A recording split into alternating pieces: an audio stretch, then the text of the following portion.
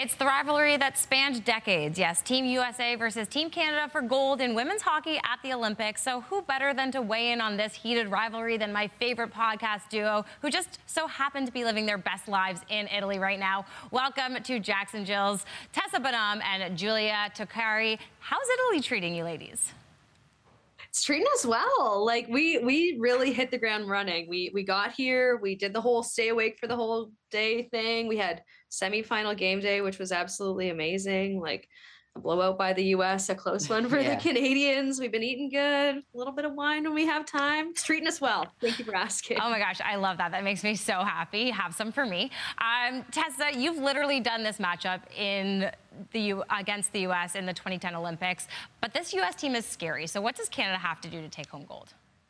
Yeah, this U.S. team is probably one of the best teams, I think, put together ever in the history of women's hockey, if I'm being quite frank. And they're going to be a handful for the Canadians. We were just filming our gold medal preview show, and I said to Julia, you know, they're just going to have to play a very tight defensive game. And right now, Team Canada's power play is doing fantastic. So find a way to work hard along the walls, get them to pull you down and have them go in the box and put yourself on the power play and take advantage there. And then for the rest of the way, it's hold on for dear life. And like I said, play solid defense. And obviously, Anne-Renee Desbiens being one of the best goaltenders in the world, going to need her to have her top-notch game as well.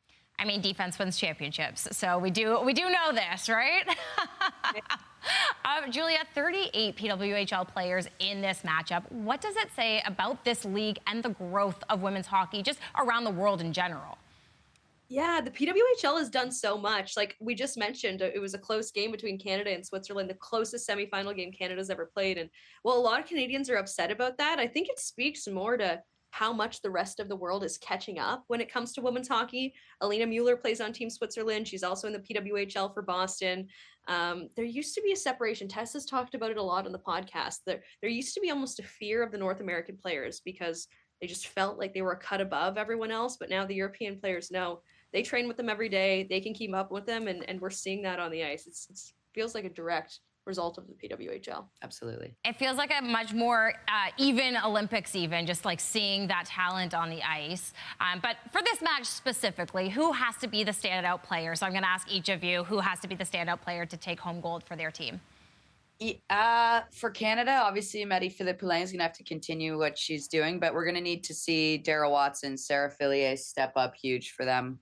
On the back end, I would say Renata Fast, and then obviously Anne-Renee Desbiens is the key piece to all of that. Mm-hmm. Yeah, on the U.S. side, I think I'm going to say Erin Frankel, who's been excellent and looked unsolvable for most of the tournament. And then I'm going to look at their youth. Caroline Harvey has been the best player in this tournament so far. I think she's going to wind up to be one of the best players in women's hockey, if not the best player in women's hockey. She's knocking on the door there already. So much talent on that team, so much talent on both teams. I'm excited for this game. It's going to be good. It's going to be a great game. The future is bright, especially for that young talent on the team. But obviously, Marie-Philippe Poulin has been putting this team on her back. She didn't play that last game against the U.S. Is she the difference maker?